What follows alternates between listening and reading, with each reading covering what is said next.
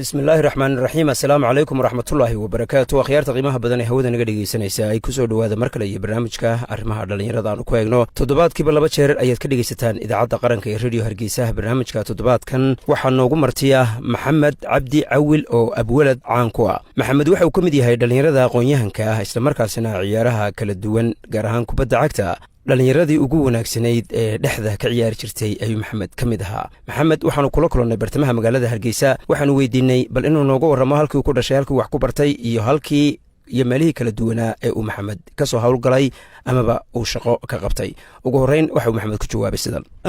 bismillahi raxmaan raxiim aad baad mahadsan tahay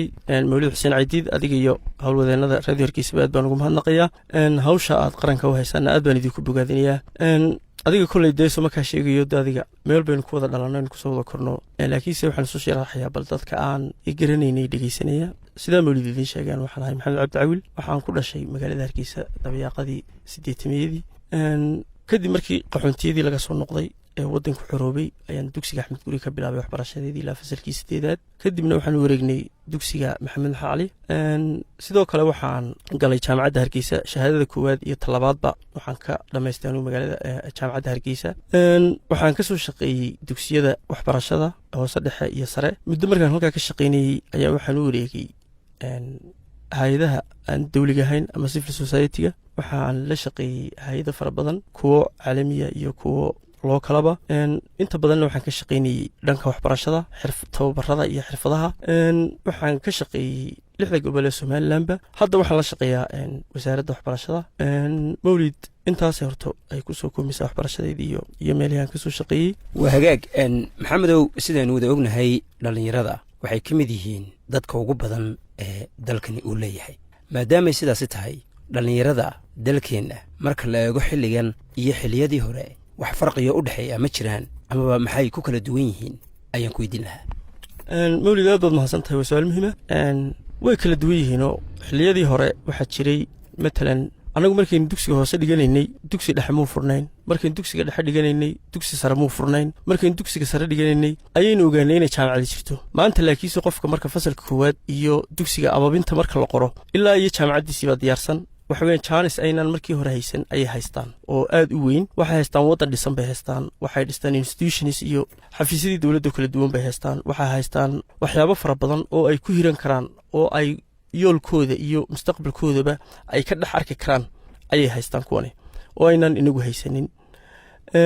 dhallinyaraduna de marxalado kala duwan bay ku wada jirtaa qaarkood waxa weeyaan markay heerka waxbarashada dugsiga sare ilaa jaamacadaha markay dhiganayaan waa dhalinyaro markay ka baxaan shaqo tagaan waa dhalinyaro ilaa 35 jirka marka qolo walba waxba la gudboon qolo wax la gudboon in waxbarashadoodana tayadoodana la hagaajiyo iyaguna waxbarashadooda ku dadaalaan si ay mustaqbalka waddankana wax ugu taraan nafahoodana wax ugu taraan qaarkood kuwa shaqaynaya waxa la gudboon inay si fiican oo hagar la'aana ugu shaqeeyaan waddankan qof walba barta uu joogo uu ka soo dhalaalo marka qof walba markuu meesha uu joogo uu si hagar la'aana wax uga qabto ayay guud ahaan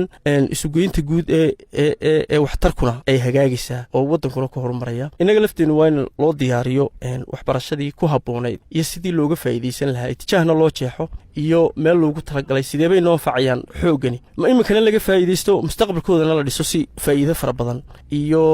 horumar fara badan looga helo loo gaadho maxaad filaysaa maxamedow dhallinyarada xilligan dhibaatooyinka ugu badan ee haystaa maxaad ku tilmaami lahayd wallaahi horto dhibaatooyin fara badani way jiraan laakiinse qof walba halka uu isdhigo ayuunbay dee horto ay ku arooraysaa waxa weeyaan iyo sida loo diyaariyo dhallinyaradu markay waxbarashada ku jiraan waxaa loogu talagalay in qof walba halkuu ku wanaagsan yahay la qabadsiiyo halkaa uu ku dadaalo halkaa lagu tayeeyo loogana faa'iidaysto maskaxdiisa iyo tayadiisa in lagu fokas gareeyo halkaa uu jecel yahay uu doonayo waa inaynu marka hore u diyaarinaa marka ay ardayda yihiin beritoole maxay qaban karaan qof walba halkuu kaalintee buu ka geli karaa nolosha muxuu ku fiican yahay halkii uu nuga anfacaya markaynu taa u diyaarino ayay iyaguna ku dadaalayaan oo ay ka raysanayaan oo ay ka durkayaan qabyaaladda iyo xisbiyada iyo dadkan ka faa'iidaysanaya iyo dadkan isticmaalaya iyo dadkan aan waxaan ku idhi xooggooda meel aan waxba aanay ka soo saarahayn ku luminaya midda kale camal la'aantoo kale iyo shaqa la'aantuna aad bay u sarraysaa qaarkood kuwa shaqeeyaa ma helaan wax u dhigmo waxa ay qabtaan ama noloshoodii ma kaafiiso shaqooyinka ay hayaan taa lafteeduna qayb bay ka tahay dhibaatooyinka jira xukuumaddan uu hogaamiyo muuse biixi cabdi madaxweynaha jamhuuriyadda somalilan kaalin intee leeg ayay siisay dhallinyarada jamhuuriyadda somalilan walaahi taasi waxay u baahan tahay mawlidow deen research ama dowladdu qortay ama dee qof madax bannaani sameeyey in laga eego oo iskama odhan karno haddaan dee tara kuu sheego ama aan iska qiyaaso laakiinse wuxun baan hubaa un in xukuumaddii ka dambeysay uu horumarku uu tallaabo hore loo sii qaadayo waxaynaan markii hore haysanay inaynu helayno meelna inaynu higsanayno ayuunbaan ogahay waxa weyn alxamdulilah markii dee xilliyadii kala duwanaa ee dowladihii kala dambeeyey kolleyba waxa ka badan mar walba jiilka cusub ee ama xukuumadda gelaya ama iskuullada loo furayo ama horumarkoodu dee ayuu la jaan qaadaya kolba marba marka ka dambaysa laakiinse kuuma sheegi kara exactly dee wax ay cadoo aan dee tix raaco waxa aan jecelahay maxamed inaan ku weydiiyo kale dhallinyarada jamhuuriyadda somalilan ee xilligan maxaad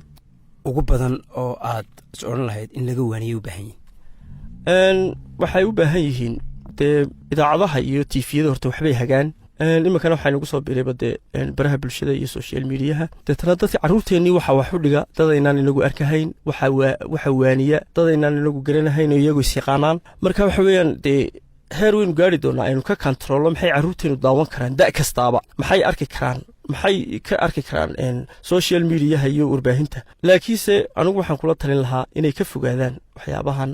dadkan tiifiyada iyo ka buuqa ee waxaan ku idhi qof walba wuxuu doona iskaga hadlayo horta taa inay aada uga fogaadaan in carruurta lagu mashquuliyo iyo dhallinyarada lagu mashquuliyo reero iyo qabyaalad iyo xisbi iyo doorasho iyo waxaana iyaga waxba uga 15 ahayn oo aan dee qof keliya dee kursigan doonaya qof keliyana ku fadhiisanaya kii ilaahay u qorun baana imanaya marka inay taarto ay aada uga fogaadaan dadkani waa dad walaalaa waa dad ehel iyo asxaaba waa dad qaraaba iyo xidid iyo xigaala waxa weeyaan maanta haddaad qof afxumo iyo hadal xumo isku seegtaan waxa weeyaan dee waa wax mustaqbalkaaga saameyn ku yeelanaya marka dadkana meel kale tegi maayaan weligeedna waa la wada joogaya halkan horena waa la wada joogay iminkana waa la wada joogaya marka waxyaabaha mustaqbalkooda aanu fiicnayn ee qabyaaladu ka mid tahay ee waxaan ku idhi siyaasad aan macno badan lahayn ka mid tahay in ay aada uga fogaadaan in ay ku dadaalaan sidii ay xooggooda iyaguna uga faa'iidaysan lahaayeen ummadda iyo dalkana ugu faa'iideyn lahaayeen ayaan kula talin lahaa isdhexgalka dhallinyarada markaynu ka hadlayno dhallinyarada reer somalilan ee ku nool gobollada dalka sidee baa loo abuuri karaa inay isu dhex galaan siyaabo badan baa horta loo abuuri karaa oo mawlidooda xasuusataa gobol aynaan kubad kusoo ciyaarin ma jiro gobol aan laynaga soo dhaweyne ma jiro gobol aan waxaan ku idhi farxad iyo kalgacal iyo laynagu soo dhaweyne ma jiro dadku waa dad isjecel waa dad issoo dhaweeya waa dad is ixtiraama waxa weyn matalan haddii ciyaaraha iyo barnaamijyada dhallinyarada ku saabsan ee ay isboortigu ugu horeeyo haddii kor loo qaado xagga waxbarashada oo kale haddii ardayda la isweydaariyo haddii waxaan ku idhi dadka loo xulayo matalan shaqaalaha la shaqaalaynayo oo kale kuwa dowladda oo kale gobollada loo kala bedbedeli karo waxa weeyaan dadku wax badan bay soo ogaan lahaayeen in waxaan ku idhi meelo badanoo ay u haystaan dhallinyarada iminku inay halkaa hadday tagaan ay ku baktiyayaan ba ayaa jira laakiinse waxay ogaan lahaayeen in ay halkan iyo halkii ka yimaadeen iyo halkii tegeen inay isku mid yihiin in ay isku dad yihiin inay isku diir yihiin inay isku dhaqan yihiin inay dad walaalaa yihiin marka wax badan baa ugu kordhi lahaa maxamedow markii suukan dambeysay ciyaartoo weyn oo dhexda kubadda ka ciyaaraadahayd iminka maxaad ku madadaalataa waktigaaga xilliga aanad shaqaynayn wallaahi horta kubaddii markaa iminka baryaha iskumeelnaa soo dhawaanin laakiin xiliyo dhaweytole waan ciyaari jiray intaan garoomada yareer soo baxeen waxa weeyaan kolley kama fogey sportigii oo aad baan ugu dhex jiraan la socdaa xiriir kubadda cagta iyo dhallinyarada ka shaqaysay waxaana aad baan isugu xidhannahay weli sportiskii adu qayb baan ka ahay weli marka laga yimaado haddaba ciyaarihii iyo kubadda cagta iyo ciyaartoo weyn oo ad ahayd dhinaca kale suugaanta sidaad isku tihin maxamedow sugaanta aad baan isugu wanaagsannahay ama gabayo ha noqoto ama xagga heesa ha noqoto ama xagga muusika ha noqoto aad baan xaggaa ugu dhowa bal heesaha amaba gabayada midhkii aad ugu jeclayd ma inoo soo qaban kartaa maanta gabayada horta dadka aan aad u dhegeysta gabayadooda waxa weeyaan waa dee inkastay taariikh iyo xilli lasoo maray ahayd haddana waa cali dhuux cali aadan gorayo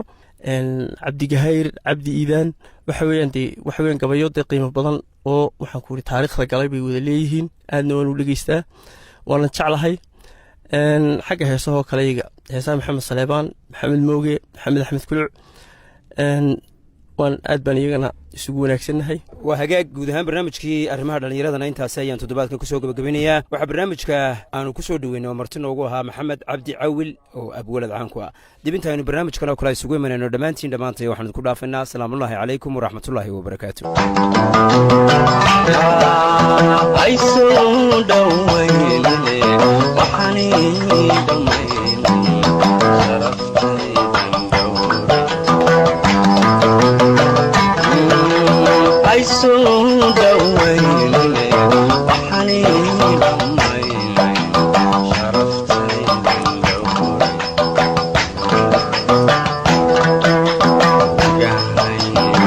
arag